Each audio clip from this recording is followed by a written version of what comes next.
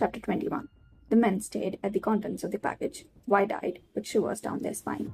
They knew the dangers of trying to find one of the most notorious and one of the most dangerous men on the planet.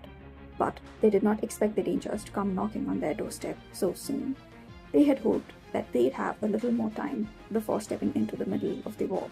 But looks like they've been mistaken. Just looking at the head of the leader of the Japanese mafia confirms their fears. There was a message carved onto his forehead that read, "You cannot find me until I want you to."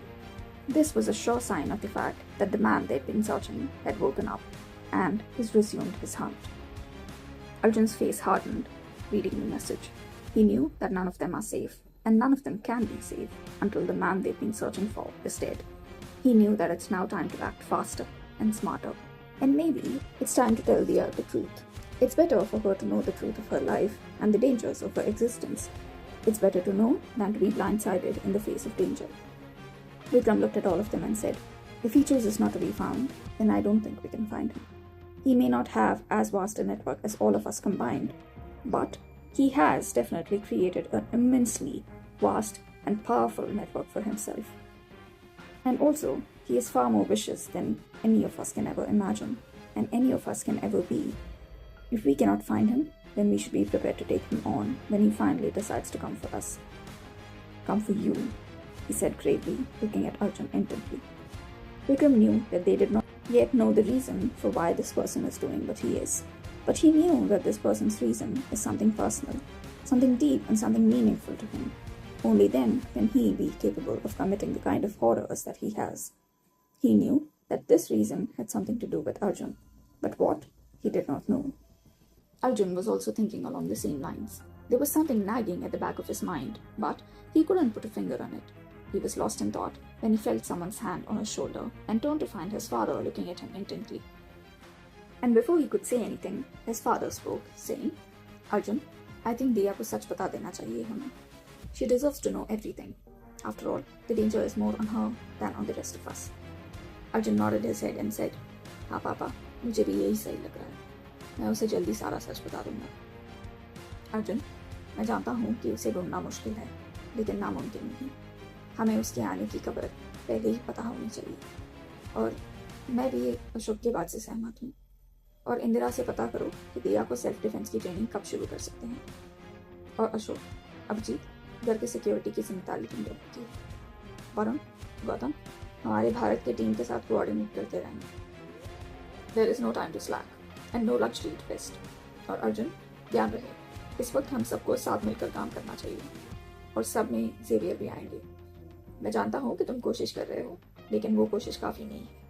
तुम भले ही mafia का हिस्सा हो, लेकिन ये भी सच है कि तुमने माफिया के अंदर रहकर ज़्यादा वक्त नहीं हुआ है. लेकिन जेवियर उसी सिस्टम में पैदा हुआ है और बड़ा भी हुआ है. उसने वो सब कुछ देखा है जिसकी तुम सब कल्पना भी नहीं कर सकते. उसकी एक्सपीरियंस और इसकी एक्सपर्टीज की हमें बहुत ज़रूरत है. तुम दोनों की हिस्ट्री अपनी जगह, लेकिन इस मामले में वो हमारी, खासकर तुम्हारी इज्जत डिजर्व करता है." Vikram said, looking at Arjun with a no-nonsense attitude, and everyone knew that there was no further room for argument or discussion. Everyone nodded their heads silently, with the gravity of the situation weighing heavily on them. Vikram looked at the head on his table and turned to Arjun and told him to take it to Japan with him, to hand it over to Mr. Kim's son personally. And before anyone could protest, he raised his hand and said, "Mr. Kim deserves this respect. And if you end up finding him there, Arjun, then it'll be worth the trip, don't you think so?" Vikram said with a smirk on his face, a silent understanding passing between grandfather and grandson. Arjun nodded his head silently. He continued speaking to everyone, saying, "Mr. Kim is not just the head of the Japanese mafia. He was also one of my oldest friends, and one of my closest confidants. And he is also your master," he said, looking at the three young men. And everyone nodded their heads solemnly. Vikram stood up to leave, signaling the end of the meeting, which prompted the rest of them to leave from the office too. Arjun called his team and let them know that they would be leaving for Japan tomorrow, and to get the plane checked and ready to fly. He also told one of them to come and collect Mr. Kim's head ASAP, and that they would be taking it with them tomorrow. He went to his room and found his wife still awake and doing something on her laptop, her brows knitted, as she concentrated on whatever it is that she was typing. So much so that she did not notice him open the door and standing at the door. It's funny how he felt jealous of the laptop taking up all of her attention. He smiled at his own childishness and shook his head. He cleared his throat to catch her attention. She finally looked up from the screen to find Arjun standing at the door, leaning on the doorframe and smiling softly at her. Her face instantly lit up and she smiled brightly. Arjun, aap logon ka kaam ho gaya? She asked him, smiling. He nodded his head, still looking at her without blinking his eyes. She cocked her head to one side and asked, "Kya hua?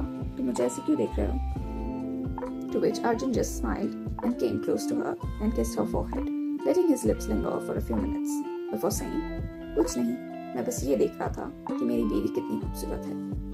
Diya narrowed her eyes and smiled up at him mischievously. "Arjun, तुम्हें ना अपने pickup lines पे और भी ज़्यादा काम करना होगा. I'm sure वरुण भाई इसमें तुम्हारी मदद कर सकते हैं," she said.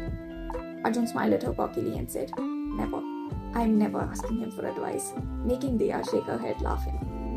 "वैसे इतनी रात गिर क्या कर रही हो?" he asked, nodding at the laptop.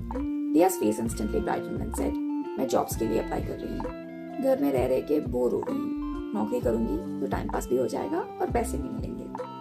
And something akin to guilt crossed Arjun's face, which she covered instantly with a smile. He smiled at her and said, "अगर तुम्हें काम करना है तो तुम हमारे फाउंडेशन में या फिर हमारे कंपनी में काम क्यों नहीं कर सकती?" She shook her head and said, "नहीं अर्जुन, मुझे अपने दम पे काम करना है. मैं जानती हूँ कि आप सब मुझसे ना बहुत प्यार करते हो, लेकिन I need this Arjun, and something that is just mine." He smiled at her and nodded. He knew that she always liked being independent, and it's not about her not having money or not having what she wants or needs, but it's more about having her own money and a sense of freedom and independence that came with it, and he wasn't getting in the way of it.